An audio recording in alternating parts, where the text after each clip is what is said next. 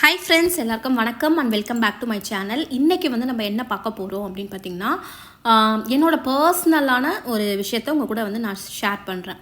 சரிங்களா? என்ன விஷயம் அப்படினு வந்து பாத்தீங்கன்னா ஏன் வந்து என்னால தங்கம் வந்து வாங்க முடியல? ஏன் நான் வந்து தங்கம் வந்து சேமிக்கல இவ்வளோ நாள் அப்படினு சொல்லிட்டு தான் நம்ம வந்து பார்க்க போறோம். டீடைலா வந்து சொல்றேன். ஏன் வந்து நான் வந்து சேர்க்கல இப்ப தங்கம் அப்படின்றத டீட்டெயில்ஸ் சொன்னா உங்களுக்கும் ஒரு யூஸ்ஃபுல்லாக இருக்கும், ஒரு ஐடியா கிடைக்கும் அப்படின்னு சொல்லிட்டு நான் சொல்கிறேன். நம்ம வந்து நான் என்னோடய சேனலில் வந்து என்ன சொல்லியிருக்கேன் எல்லா சிஸ்டர்ஸ்க்கும் அப்படின்னு வந்து பார்த்திங்கன்னா, நம்ம வந்து மந்த்லி பிளான் பண்ணும்போதே நம்ம கோல்டுக்குன்னு தனியாக ஒரு பிளான் பண்ணிக்கணும் அப்படின்றத தான் நான் வந்து எப்போவுமே அடிக்கடி வந்து சொல்கிறது. சரிங்களா? ஸோ லாஸ்ட் ஒரு 2 to 3 மந்த்ஸாக வந்து பார்த்திங்கன்னா கோல்டோட ஹைக் வந்து எப்படி இருக்குன்னா ரொம்ப அதிவேகமாக வந்து நடந்துகிட்ருக்குது. ஸோ நான் வந்து பர்ச்சேஸ் பண்ணுறப்ப ஒரு 7,000 கிட்ட இருந்தது கோல்டு 1 கிராம் வந்து சொல்கிறேன். அப்ராக்சிமேட்டாக ஒரு லெவல் தான் வந்து சொல்கிறேன். இந்த 3 மாதத்தில் வந்து பார்த்திங்கன்னா கிட்டத்தட்ட 2,000 ரூபாய் கிட்ட ஏறி இருக்குது. ஏன்னா 9,000 கிட்ட வந்து நம்மளுக்கு இப்போ கோல்டு வந்து அட் ப்ரெசென்ட்டில் போயிட்டுருக்குது.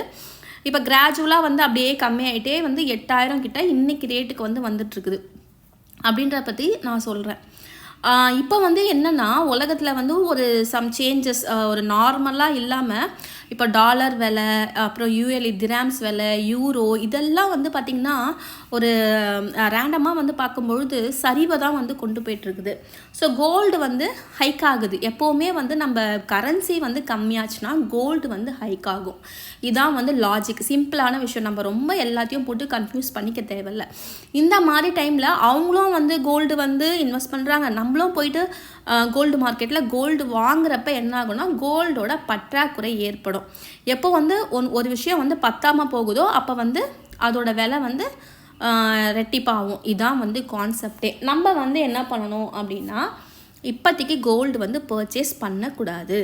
ஸோ கொஞ்சம் ஹோல்ட் பண்ணுங்கள். கொஞ்சம் ஹோல்ட் பண்ணிட்டீங்கன்னா நம்ம வந்து கொஞ்சம் அப்புறமா என்ன ஃபீல் பண்ணுவோம், எனக்கு அப்போ தெரியாமே போச்சே, நான் 9,000 ஒரு கிராம் விற்றப்ப வாங்கினேன், இப்போ வந்து பார்த்திங்கன்னா 7,000 தான் விற்குது, எனக்கு ஒரு கிராம்க்கே நான் வந்து இவ்வளோ லாஸ் பண்ணியிருக்கேன் அப்படின்னு வந்து நம்மளே வந்து ஃபீல் ஆகும். ஸோ அதனால் நான் வந்து இப்போ கோல்டில் இன்வெஸ்ட் பண்ணலை. நான் வந்து ஸ்டாப் பண்ணியிருக்கேன் இப்போதைக்கு.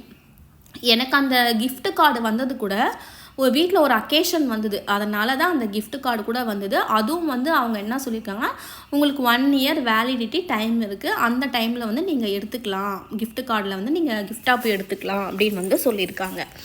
அதனால் நான் அப்படியே வந்து அதை ஹோல்ட் பண்ணிட்டேன். சரிங்களா? நான் வந்து இப்போ வந்து எடுத்தோம்னா அதுக்கு ரேட் வந்து பார்த்திங்கன்னா நான் 2 கிராம் கூட எடுக்க முடியாது அந்த இதுக்கு. ஸோ நான் 2 கிராம் எடுக்கணுன்னா இந்த மாதிரி கம்பல், மோதிரம், இந்த மாதிரி ரொம்ப சின்ன விஷயமாக தான் வந்து சேமிக்க முடியும். எனக்கு வந்து ரொம்ப பெரிய நகை வாங்கணுன்றது இப்போ ஆசை கிடையாது. என்னோடய டார்கெட்டை வந்து நான் ரீச் பண்ணிட்டதுனால மேபி வந்து ஃப்யூச்சரில் 916 கோல்டு வாங்காமல் 20 to 24 கேரட்டு கோல்டு வந்து வாங்கலாம், கோல்டு காயின் வந்து சேமிக்கலான்னு வந்து மைண்டில் வந்து ஃபிக்ஸ் பண்ணியிருக்கேன். ஏன்னா எனக்கு என்னோடய ஃபேமிலி சுச்சுவேஷன் இப்போ எப்படி இருக்குது அப்படின்னு வந்து பார்த்திங்கன்னா எல்லா இடத்துலையுமே வந்து ஃபினான்ஷியல் க்ரைசஸ் இருக்குது. பட் இருந்தாலுமே வந்து நாங்கள் சாப்பிட்றது, கொஞ்சம் என்ஜாய் பண்ணுறது, இது எல்லாமே இருக்குது. அடுத்த லெவல் வந்து பார்த்திங்கன்னா பாப்பாவோட எஜுகேஷனுக்கு வந்து நான் 2 இயர்ஸில் வந்து ரெடி ஆகணும். ஸோ அந்த மாதிரி உங்களோட ஃபினான்ஷியல் ஸ்டேட்டஸு, அதுக்கப்புறமா வந்து ஃபேமிலியில் அட் ப்ரெசண்ட்டில் என்ன பண்ண முடியும் அதை பேஸ் பண்ணி தான் நீங்கள் வந்து கோல்டை வந்து சூஸ் பண்ண முடியும், நகையா இல்லை காயினா அப்படின்னு சொல்லிட்டு. உங்களுக்கு யூசேஜுக்கு போதும் அப்படின்னு வந்து நீங்கள் ஸ்டாப் பண்ணிக்கிட்டால் தான் வந்து பெண்கள் வந்து தாராளமாக நகையை வந்து சேமிக்க முடியும். நீங்கள் வந்து எனக்கு நகையே வேணும், எனக்கு காயின் வேணாம், நான் எல்லா நகையும் நான் போட்டு யூஸ் பண்ணுவேன் அப்படின்னா அது வந்து அட்வைசபிள் கிடையாது என்னை பொறுத்த வரைக்கும். நான் நிறைய வீடியோஸில் வந்து சொல்லியிருக்கேன், இவ்வளோ லிமிட் பண்ணிக்கோங்க, இதுக்கப்புறம் நீங்கள் வந்து காயினாக வந்து சேஞ்ச் பண்ணிக்கோங்க. அந்த டைமில் நம்ம நகையாக வந்து ஒரு தேவைன்றப்ப விற்கிறப்ப நம்மளுக்கு வந்து அந்த வேஸ்டேஜ் வந்து நஷ்டமாகும். அதனால் நம்ம யூஸும் வந்து அந்த அளவுக்கு பண்ணியிருக்க மாட்டோம். இதுதான் வந்து கான்செப்ட். ஸோ இப்போ நீங்கள் ஒரு காயினாக வந்து நீங்கள் எடுத்து வைக்கிறீங்க, அந்த காயின் வந்து 1 or 2 இயர்ஸில் வந்து அந்த காயின் வந்து உங்களுக்கு கை கொடுக்கும். நகையை விற்காமல் இந்த காயினை வந்து நம்ம விற்றுக்கலாம் அப்படின்ற மாதிரி ஒரு மைண்டில் வந்து ஃபிக்ஸ் பண்ணிக்கலாம். ஸோ இதான் வந்து இயல்பான ஒரு விஷயம். நான் வந்து அடுத்தது என்ன பண்ண போகிறேன்னா, காயின் தான் வந்து சேமிச்சு வைக்கலாம், காயின் தான் வந்து நான் வாங்க போகிறேன். ஸோ ஏன்னா நீங்கள் வந்து பார்த்திங்கன்னா நம்மளோட கலெக்ஷன்ஸ்லாம் தான் வந்து ஒரு 100 பவுண்டுக்கு மேலே வந்து இருக்கும் அப்படின்ற மாதிரி நான் வந்து போட்டிருக்கேன். கண்டிப்பாக அது நிதர்சனமான ஒரு உண்மை தான். நான் வந்து எதையும் வந்து இந்த யூடியூப் சேனலில் வந்து நான் மறைக்கல. ஸோ அதனால் இதுக்கப்புறமா நான் எடுத்தேன்னா காயின் தான் வந்து எடுப்பேன். ஸோ என்கிட்ட வந்து அப்ராக்சிமேட்டாக அப்ஸ் அண்ட் டவுன்ஸ் வந்து பார்த்திங்கன்னா நான் என்னோடய டார்கெட்டை வந்து ரீச் பண்ணியிருக்கேன். அதனால் நான் வந்து காயின் வந்து சூஸ் பண்ண போகிறேன். 916 காயின் இல்லாமல் நான் வந்து 24 கேரட். ஏன் 24 கேரட் வந்து நான் காயின் வந்து அவைலபிலிட்டி சூஸ் பண்ணுறேன் அப்படின்னா, ரேட்டு டிஃபர் ஆகும் பாருங்கள். ஸோ சடனாக வந்து இது இவ்வளோ ஏறுது அப்படின்னா அதுவும் வந்து அவ்வளோ ஏறி இருக்கும். நான் வந்து 916 நான் வந்து 24 கேரட்டு காயின் வந்து எடுக்கிறப்ப உங்கள் கூட வந்து நான் அதை ஷேர் பண்ணுறேன். எவ்வளோ இன்க்ரீஸ் ஆகுது, நான் எடுக்கிறப்ப எவ்வளோ இருந்தது, எல்லாமே வந்து நான் வந்து உங்கள் கூட வந்து நான் ஷேர் பண்ணுறேன். அப்புறம் இன்னொரு விஷயம் என்னென்னா, அதான் வந்து எனக்கு வந்து இப்போ தேவை. இப்போ வந்து நான் வந்து 1 பவுன் ஒரு வருஷத்தில் நான் சேர்த்து வைக்கிறேன் அப்படின்னா அது வந்து 1 லட்ச ரூபாய் கிட்டே போகும். ஸோ நான் அடுத்த வருஷம் அது பார்த்திங்கன்னா நான் 90,000க்கு வாங்குறேன்னா 1 or 2 இயர்ஸில் அது 1 லட்ச ரூபானே வச்சுக்கோங்களேன். நம்ம ரொம்ப ஆசைப்பட வேணாம். ஸோ 1 பவுன் வந்து எனக்கு 1000 ரூபாய் ஏறினா கூட, 1 கிராமுக்கு 1000 ரூபாய் அப்படின்னு ஒரு வருஷத்துக்கு ஏறினா கூட எனக்கு 10,000 ரூபாய் 2 வருஷத்தில் கண்டிப்பாக வந்து கிடச்சிரும். ஸோ அதுவே எனக்கு ஒரு பெரிய ப்ராஃபிட் தான். ஸோ நான் வந்து ஏன் இதை பண்ணக்கூடாது? ஸோ இந்த 10,000 ரூபாய் கிடைக்குதுன்னா நான் என் பொண்ணுக்கு வந்து நான் தாராளமாக அந்த காயினை விற்று ஒரு எஜுகேஷனுக்கு வந்து நான் செலவு பண்ணுவேன்.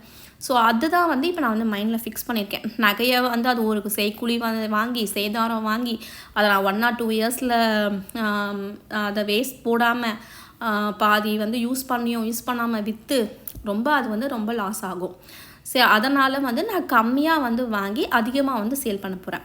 இதுதான் வந்து சிம்பிள் லாஜிக்கு. ஸோ ஏன் கூட சேர்ந்து நீங்கள் வந்து ஸ்டார்ட் பண்ணணும், கோல்டு சேவிங் வந்து ஸ்டார்ட் பண்ணணுன்னா ஒரு 3 விஷயம் மட்டும் நீங்கள் வந்து கடைப்பிடிச்சா வந்து போதும். ஸோ ஒரு 3 மாதத்துக்கு ஒரு வாட்டி நம்மக்கிட்ட எவ்வளோ கிடைக்குதோ அந்த காயினை வந்து வாங்கி வச்சுருக்கணும். சரிங்களா? அதுக்கப்புறமா 2வது ஒரு விஷயம் என்ன நீங்கள் இது பண்ண போகிறீங்கன்னா, அப்பப்போ வந்து நம்ம கோல்டோட ரேட் வந்து செக் பண்ணிகிட்டே இருக்கணும். ஸோ நம்மளுக்கு ஒரு கிராமுக்கு ஒரு 500 ரூபாய் குறையுது அப்படின்னா நம்ம டக்குன்னு போயிட்டு கொஞ்சம் கோல்டை வந்து நம்ம வாங்கிட்டு வந்து ஸ்டோர் பண்ணிடணும். 3வது விஷயம் என்ன அப்படின்னு கேட்டிங்கன்னா, உங்ககிட்ட வந்து எப்போவுமே வந்து அந்த கிளாரிட்டி இருக்கணும். நீங்கள் என்ன பண்ண போகிறீங்க, என்ன செய்கிறோம், என்ன பண்ணிகிட்ருக்கோம் அப்படின்ற கிளாரிட்டி இருந்தால் மட்டும்தான் இதுக்குள்ளே நீங்கள் வர முடியும். சரிங்களா? நான் வந்து அப்டேட் வந்து பண்ணுறேன், நான் எவ்வளோ கோல்டு வந்து நான் எடுக்க போகிறேன் அப்படின்னு சொல்லிட்டு. சப்போஸ் என் ஹஸ்பண்ட் வந்து யூஏயில் இருக்கிறதுனால நான் யூஏயில் வந்து கம்மியாக எடுத்து இந்தியாவில் வந்து சேல் பண்ணலாம் இப்படின்ற ஒரு மைண்ட் செட்டில் தான் உங்கள் கூட வந்து நான் பேசிகிட்டு இருக்கேன். ஸோ யூஏயில் வந்து கொஞ்சம் கம்மியாக வந்து கிடைக்கும். அதை வந்து நான் எடுத்துகிட்டு வந்து இந்தியாவில் சேல் பண்ணுறப்ப எனக்கு 10,000லேருந்து கிட்டத்தட்ட ஒரு 13,000 14,000 ஒரு சவரனுக்கு வந்து கிடைக்கும் அப்படின்ற நம்பிக்கையில் தான் நான் வந்து காயின் வந்து சேமிக்க போகிறேன். ஸோ இதுதான் வந்து ஈஸியான ட்ரிக்ஸு. இதை நீங்கள் யூஸ் பண்ணிக்கோங்க. அடுத்த வீடியோவில் மீட் பண்ணுறேன். பை.